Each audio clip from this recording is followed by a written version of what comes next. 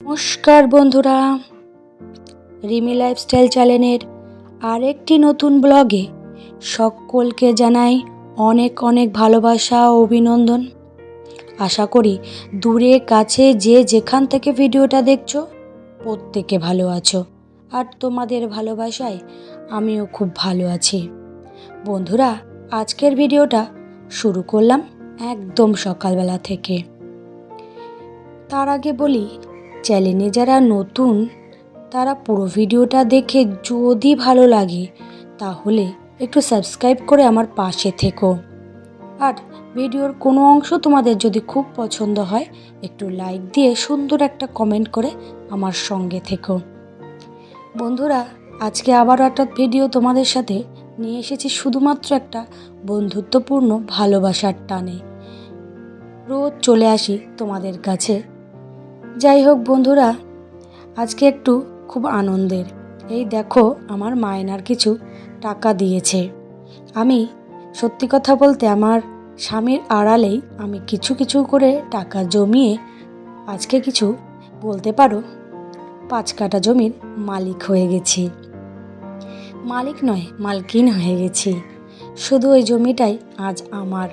তাই একটুখানি যদি সংসারে যদি নিজে একটু বুদ্ধি করে একটু হিসাব করে চলা যায় তাহলে কিন্তু কিছু না কিছু অ্যাচিভ করা যায় বা অর্জন করা যায়। জানো তো বন্ধুরা, আমি যে এরকম টাকা জমিয়ে একটা জমি নিতে পারবো তা আমি কখনো ভাবিনি। এর ভিডিও তোমাদের আগে একটা দিয়েছি যে আমি জমি নিয়েছি।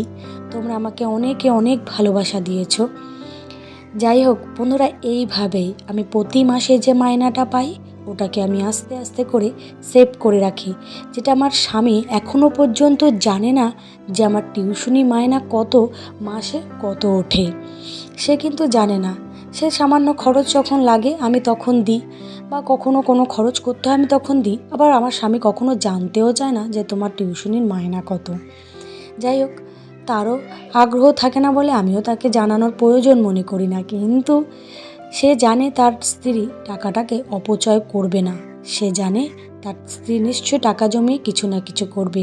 তারই সারপ্রাইজ বলতে পারো, বা অবাক করে দেওয়ার মতনই জিনিস হলো আমার এই জমি কেনা। যাই হোক, তোমাদের সাথে অনেক কথা বলে ফেললাম আজকে। বন্ধুরা, বলতে বলতে অনেক কাজ আমার হয়ে গেছে। আজকে ওর বাবা বাড়ি নেই, একটু ইউপিতে বেড়াতে গেছে। তাই আমি একটুখানি বলতে পারো ফাঁকি ফাঁকি দিয়েই কাজগুলো করা হচ্ছে। তাও এই সকালে কিছু জামা কাপড় ছিল ছেলে মেয়েদের, সেগুলো আগে একটু ধুতে গেছি।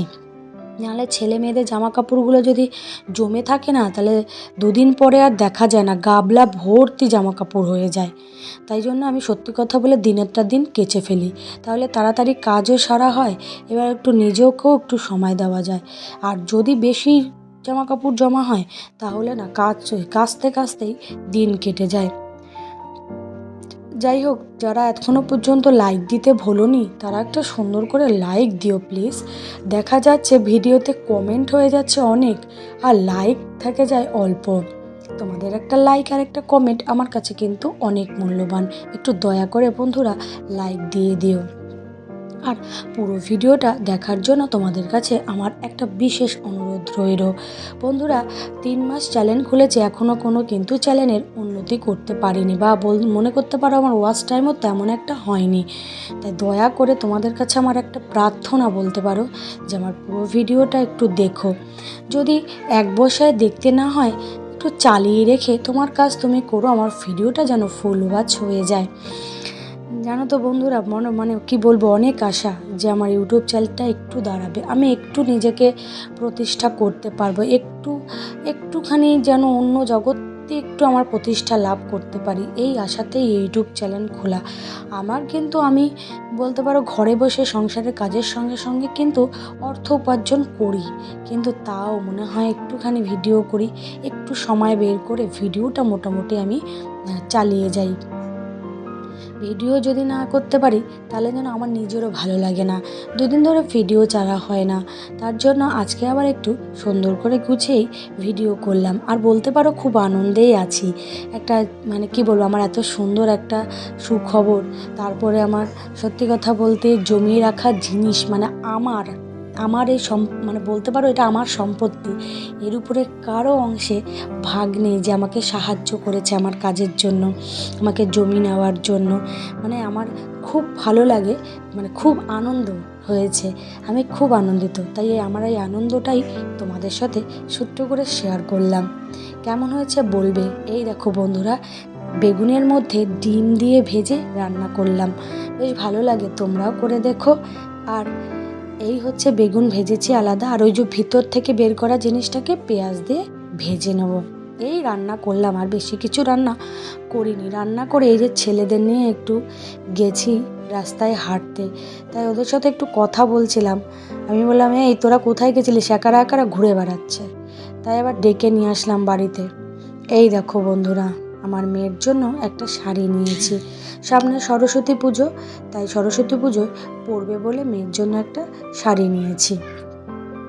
কেমন হয়েছে শাড়িটা তোমরা কিন্তু কমেন্ট করে জানাবে। একটা শাড়ি আর একটা ব্লাউজ। যাই হোক, ভিডিওর অন্তিম পর্যায়ে তোমাদের কাছে চলে এসেছি। যদি ভালো লাগে তাহলে একটা লাইক করে দিও। আর তোমরা সকলে কিন্তু সুস্থ থেকো, ভালো থেকো, আর আমার পাশে সব সময় থেকো, ঠিক আছে? তোমাদের জন্য আমার অনেক অনেক শুভ কামনা রইল। পাশে থেকো বন্ধু হয়ে। অনেক অনেক ভালোবাসা রইল তোমাদের জন্য। তোমরা যেন আমার বন্ধু হয়ে আমার সঙ্গে থেকো। আজকের মতন টাটা।